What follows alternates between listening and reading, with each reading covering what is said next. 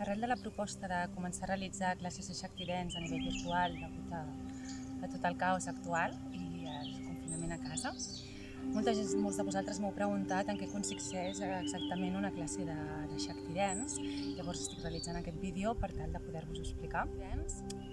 El Shakti Dance és una disciplina que descendeix del Kundalini Yoga, tal com l'ensenyava Yogi Bhajan, i va ser creat per Sarah After Olivier, ballarina, cantant de mantres i instructora de Kundalini Yoga.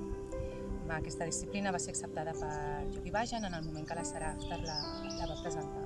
Aleshores, tot ioga sabem que significa unió. El ioga el que ens aporta és la unió amb nosaltres mateixos i amb tot l'univers.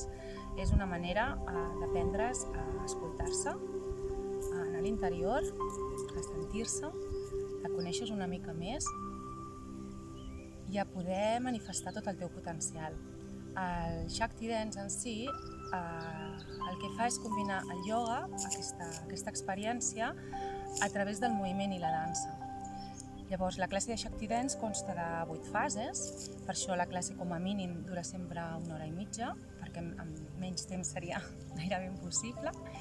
Llavors, la primera fase és la fase que diem de sintonització, on el professor et centra en aquell tema que aneu a treballar, t'ajuda a connectar-te, i es canta sempre l'Adi Mantra, realitzant la comunicació celestial d'aquest mantra.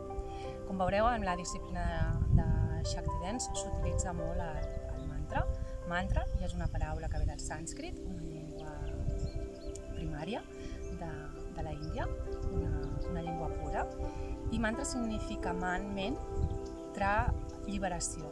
Llavors, el mantra el que fa és alliberar la nostra ment. S'utilitza el japa, la repetició d'aquest mantra, per tal de poder despertar la vibració del que diu el mantra.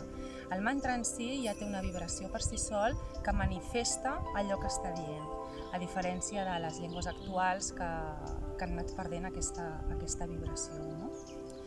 Llavors, l'Adi Mantra el que diu és Om, Namo, Gurudev, Namo, Gurudev, Namo, Gurudeva. Llavors, Om seria com quan a internet quan volem entrar a internet, que sempre hem de posar les 3 W per tal d'entrar en aquest món internauta. El Om seria com el so primordial que ens obre aquest univers espiritual, aquest univers que ens obre el cosmos. Llavors, Om Namo, Namo és invoco o m'inclino. Gurudev, Guru és el guru, el savi, Dev subtil, és a dir, el que estem és invocant la nostra saviesa més subtil, més interna. Om Namo Gurudev, Namo Gurudev, Namo Gurudeva. La segona fase del Shakti Dance són estiraments, són asanes, però són asanes fluides on sentim el moviment natural del nostre cos i permetem que el moviment sigui cap allà. Com a fisioterapeuta, sí que m'agrada sempre indicar a l'inici de les classes diferents punts que són importants tenir en compte. Un és el punt de la nostra zona lumbar, activant el nostre melic, per tal de no lesionar-nos a nivell de discos intervertebrals i al mateix temps per permetre que l'energia flueixi amb llibertat. I l'altre punt seria la zona de les nostres cervicals, una zona també molt delicada, en el sentit de que quan obrim el nostre coll, quan obrim Vishuddha Chakra, el chakra de la gola, el chakra de la comunicació, el que no podem fer és bloquejar les nostres cervicals pel darrere, perquè ens podríem lesionar, sinó que el que hem de fer és estirar tota la part anterior del nostre coll, sostenint-nos sense bloquejar la part posterior. Sí? Aquí també hem de tenir en compte que si la professora, quan fa un estirament, estem aquí, ens obrim i baixem aquí.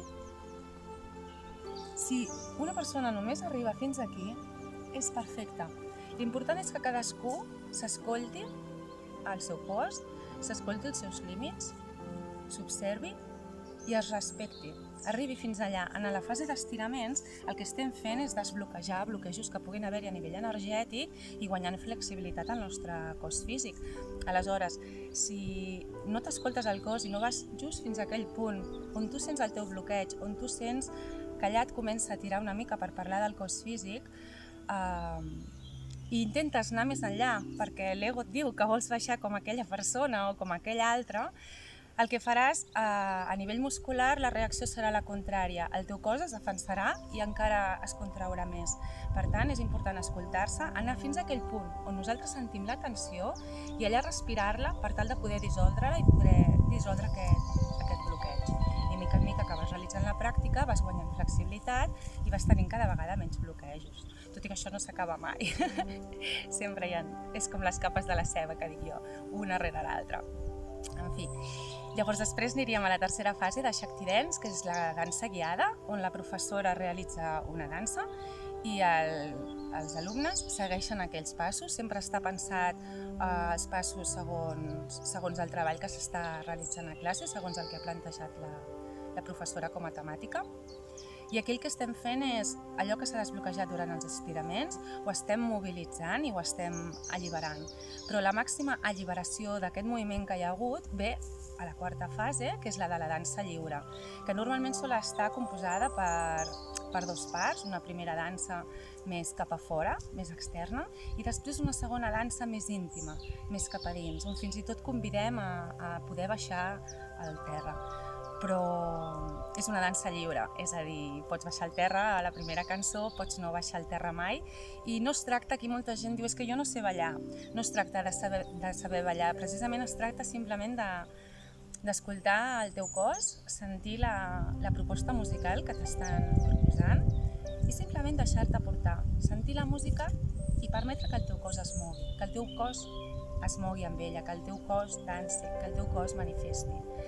La veritat és que la proposta de realitzar les classes de forma virtual sento que pot ser una oportunitat per tots aquells que a nivell social o en grup no s'atrevirien a manifestar el seu moviment, que això a vegades passa, i tenen l'oportunitat de poder-lo manifestar des del seu interior en la seva intimitat. D'altra banda, en les classes presencials hi ha un moviment energètic de grup que també ajuda a moure la teva pròpia energia, i a nivell virtual aquesta energia grupal no hi és, estàs sols amb la teva.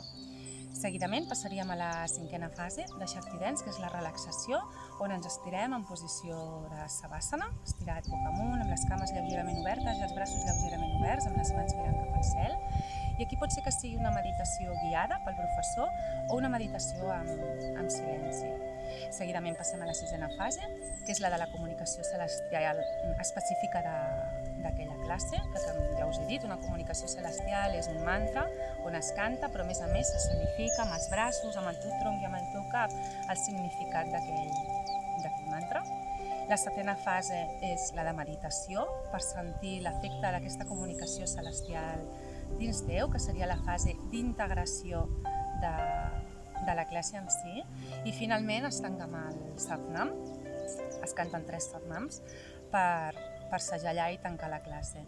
En el Shakti Dance, els 3 Satnams, fem primer aquest moviment, quan inhalem, i després cantem Sat, recorrent tot el nostre canal central, i finalment Nam, realitzant aquest moviment. Què vol dir Satnam? Sat vol dir veritat, Nam, nom, identitat. Llavors, el que estem dient quan diem Satnam és la meva pròpia identitat, la meva veritable identitat. Llavors, quan fem aquest moviment, el que estem fent és moure les aigües de la nostra consciència. D'on ve això? A la Índia, fa milions i milions d'anys, hi havia un riu, que seria com ara el riu Ganges, que els hi portava un riu molt gran, que els hi nutria les terres, però a més, clar, era un riu que acabava a les muntanyes, i llavors ells creien que era un riu celestial perquè venia del cel. I aquest riu es va assecar. En el moment que aquest riu es va assecar, la gent va pensar que no havien sigut prou conscients, no s'havien treballat prou interiorment i com si fos un càstig, i diuen que d'aquest riu sec va sorgir un signe en forma de la deessa de Sarasvati. Llavors la deessa Sarasvati precisament és la deessa de les arts, de la dansa, del cant, precisament totes les disciplines que integra el Shakti Dance de per si. Per tant, Sarasvati, la deessa Sarasvati, és la patrona de Shakti Dance. Llavors, quan fem aquest moviment, el que estem fent és moure les aigües de Sarasvati, és a dir, movent tot allò que s'ha mogut durant tota aquesta classe, recollint-ho I Sat, veritat, és el meu nom. Aquí el que fem és recórrer tot el recorregut del canal central Xuxúsmana i segellar la nostra aura perquè es quedi aquí i ara en l'estat en el que està. I aquí finalitza la classe de Shakti Dance. Espero que ara sapigueu una mica més de què va aquesta disciplina i que us apunteu, sigui les classes virtuals, sigui les classes presencials amb mi o amb qualsevol altra companya que les imparteixi. Sarnau.